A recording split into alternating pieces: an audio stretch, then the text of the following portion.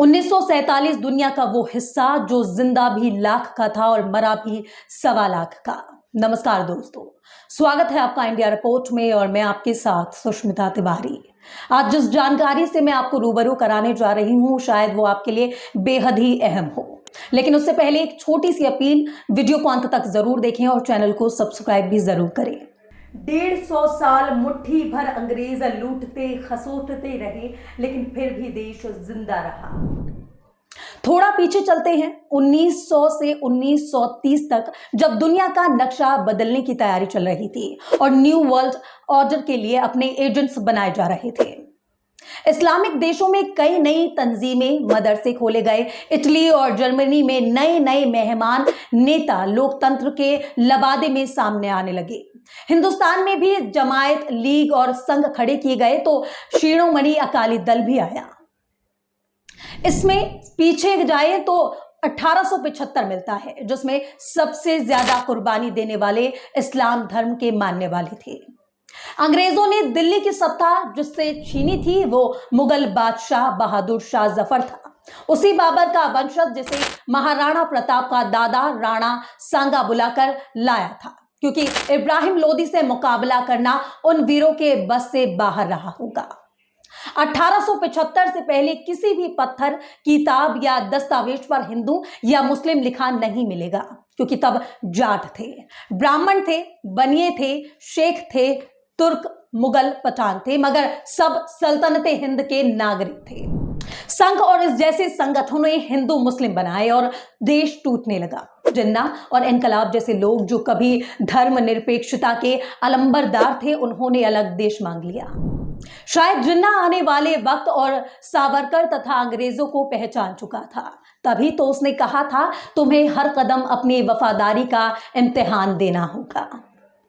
देश आजाद हुआ और संविधान बना, जिस पर देश को चलाने की कसम खाई गई, जो धर्मनिरपेक्ष था, लेकिन टुकड़े करने वालों को कभी वो पसंद नहीं आया और उस संविधान की मूल भावना के विरुद्ध साजिशें जारी रही। इतना इतिहास बताने की जरूरत इसलिए पड़ी क्योंकि वर्तमान को समझने में आसानी हो, समझा जा सके कि क्यों उस वक्त के मुस्लिम अपनी मिट्टी से फरार होने पर मजबूर हुए, समझा जा सके कि जिन्होंने गांधी, नेहरू और अंबेडकर पर भरोसा करके अपनी मर्जी से भारत को अपना देश समझा था, आज उन्हें दुश्वारियों से क्यों रूबरू होना पड़ रहा है।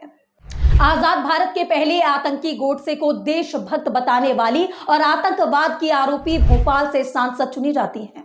नरेंद्र मोदी टीवी चैनल पर उसे दिल से माफ ना करने की घोषणा करते हैं, लेकिन रक्षा समिति का अहम सदस्य मनोनीत करते हुए दिल को बेदिल कर देते हैं। संविधान की शपथ लेकर सांसद बनी ये महिला खुलेआम धर्म के नाम पर एक हिंदू राष्ट्र बनाने का ऐलान करती है और सरकार चुप रहती है। कोई एफआईआर नहीं की जाती और कोई आवाज नहीं। दुबई में ड्राइवर की नौकरी करने वाला अमृतपाल सिख वेश में भारत आता है और खालिस्तान की मांग करता है। थाने पर हमला करके अपने साथियों को रिहा करता है, लेकिन सरकारें चुप्पी साध लेती हैं। ऐसे में यदि कोई उर्दू नाम वाला आईना दिखाने की कोशिश भी करे तो यूएपीए में बरसों बरस के लिए जेल की सलाखों के पीछे ढकेल दिया जाएगा। अगर हिंदू राष्ट्र की मांग असंवैधानिक है, अपराध है, तो किसी भी धर्म के नाम पर राष्ट्र बनाने की मांग कैसे संवैधानिक हो सकती है? यदि कथित तौर पर हिंदू बहुसंख्यक है तो दलित और आदिवासी क्या हिंदू नहीं है?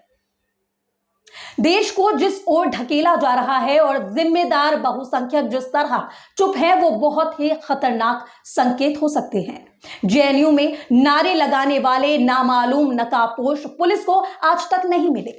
कोमल शर्मा के रूप में पहचानी गई लड़की आज तक नहीं मिली, मगर पाकिस्तान सुनाई पड़ जाता है और उसके आधार पर जेलों में ठूसने के लिए निर्दोष भी मिल जाते हैं।